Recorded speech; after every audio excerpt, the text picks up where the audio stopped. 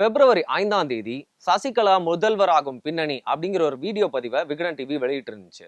அதன் பின்னர் பிப்ரவரி 9ஆம் தேதி போயஸ் கார்டனில் நடந்த வாக்குவாதம் என்ன அப்படிங்கிற மாதிரியும் ஒரு வீடியோ பதிவை நாங்க வெளியிட்டு இருந்தோம்.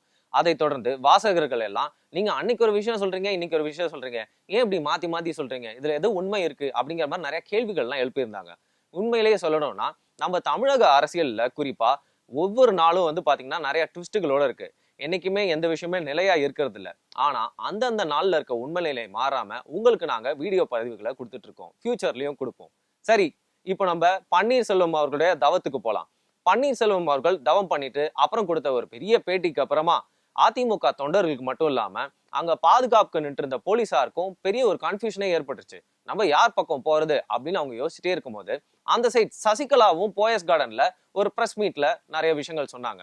சோ இந்த ரெண்டு விஷயமும் பாத்தீங்கன்னா அதிமுகக்குள்ள ஒரு பெரிய குழப்பத்தை ஏற்படுத்துறது உண்மை அப்படின்னு தான் சொல்லணும். ஆனா 131 எம்எல்ஏக்களோட ஆதரவும் எனக்கு இருந்தாதான் ஆட்சியை நான் பிடிக்க முடியும் அப்படிங்கிற உண்மையை அறிஞ்ச சசிகலா எல்லா எம்எல்ஏக்களையும் போயஸ் தோட்டத்துக்கு கூப்பிட்டு ஆலோசனை நடத்தினாங்க.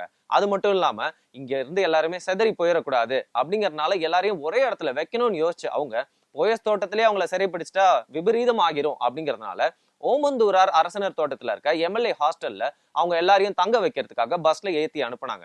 ஆனா அங்க இருந்து யார்கிட்டயும் சொல்லாம ரொம்ப அர்ஜென்ட்டா ஒரு சொகுசு பஸ்ல எல்லா எம்எல்ஏஸையும் ஏத்தி ஏதோ ஒரு இடத்துக்கு அனுப்பிட்டாங்க.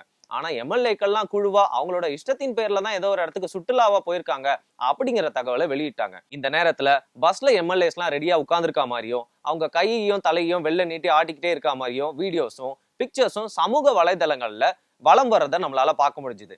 இதே நேரத்துல தான் பாத்தீங்கன்னா டிராபிக் ராமசாமி சென்னை ஹைகோர்ட்ல ஒரு ஆட்கொணர்வு மனுவை தாக்கல் செஞ்சிருந்தாரு.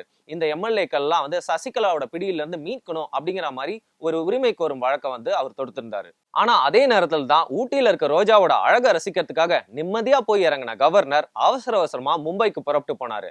ஆனா மும்பைக்கு போனவரு திருப்பியும் சென்னை பக்கம் வருவாரா, எப்ப வருவாரு, இல்ல வராமலே போயிடுவாரா அப்படிங்கிற ஒரு சந்தேகம் எழும்புச்சு. தமிழக அரசின் சார்பா வழக்கறிஞர் ராஜேந்திரன் ஒரு விஷயம் சொல்ல போய் தான் பரபரப்பு இன்னும் தொற்றிக்கொண்டுச்சு அப்படின்னு சொல்லலாம். அவர் என்ன சொல்லியிருந்தாருன்னா, தமிழக எம்எல்ஏக்கள்லாம் அவங்க சுய விருப்பத்தின் பேர்ல தான் சுற்றுலாவா ஒரு இடத்துல போய் தங்கியிருக்காங்க அப்படின்னு சொன்ன விஷயம் சமூக வலைதளங்கள்ல மட்டும் இல்லாம மக்கள் மத்தியில ஒரு பெரிய பரபரப்பை ஏற்படுத்துச்சு. கல்யாணம் ஆகிற நேரத்துல மணமகன் காணாம போயிட்டா எந்த அளவுக்கு ஒரு குழப்பமா இருக்குமோ அதே மாதிரி சசிகலாவோட தரப்பை எடுக்கிற எல்லா முடிவும் சறுக்கலும் தவறான பாதையுமே சந்திச்சுது. இந்த நேரத்தில் தான் தமிழகத்தோட மனசாட்சியான 130 எம்எல்ஏக்களும் எங்க இருக்காங்க அப்படிங்கிற உண்மை தெரிஞ்சுது. ஓஎம்ஆர்ல இருக்க கல்பாக்கம் அப்படிங்கிற ஊர்ல கூவத்தூர் அப்படிங்கிற கிராமத்துல இருக்க கோல்டன் பே ரெசார்ட்ல தான் 130 எம்எல்ஏக்களும் தங்கியிருக்காங்களாம். ஆனா அவங்களாம் விருப்பத்தின் பேர்ல போய் தங்கியிருந்தாங்க அப்படின்னா அந்த சொகுசு விடுதிக்கு யார் காசு கட்டுறா? ஏன்னா 130 எம்எல்ஏக்களும் ஆளுக்கு ஒரு ரூம் அப்படிங்கறதுனால ஒவ்வொரு ரூமும் ஒவ்வொரு நாளைக்கு வாடகை 10,000 ரூபாய். அது மட்டும் இல்லாம இதர செலவுகள். இது சொகுசு விடுதி அப்படிங்கறதுனால இந்த செலவெல்லாம் தமிழக அரசோட பொதுப்பணித்துறை ஏற்குமா இல்ல கட்சி தான் ஏற்குமா? சரி, கட்சி ஏற்கும் அப்படின்னு சொன்னாலே என்னால ஏத்துக்க முடியலையே. ஏன்னா கட்சியோட அவைத்தலைவர் மதுசூதனன் சசிகலாவை பொதுச் செயலாளர் பதவியில இருந்து நீக்கிட்டாரு. அதே நேரத்துல சசிகலாவும் பொருளாளர் பதவியில இருந்து பன்னீர்செல்வத்தை நீக்கிட்டாங்க. சோ இவங்களுக்கெல்லாம் கட்டுற காசு எங்க இருந்து வருது அப்படிங்கிற கன்ஃபியூஷன் இப்ப வரைக்கும் இருக்கு. ஆனா என்னதான் பாதுகாப்பா தங்க வைக்கப்பட்டிருந்தாலும் வெளியில நடக்கிற நியூஸ்லாம் அவங்களை போய் சேராம இருக்குமா?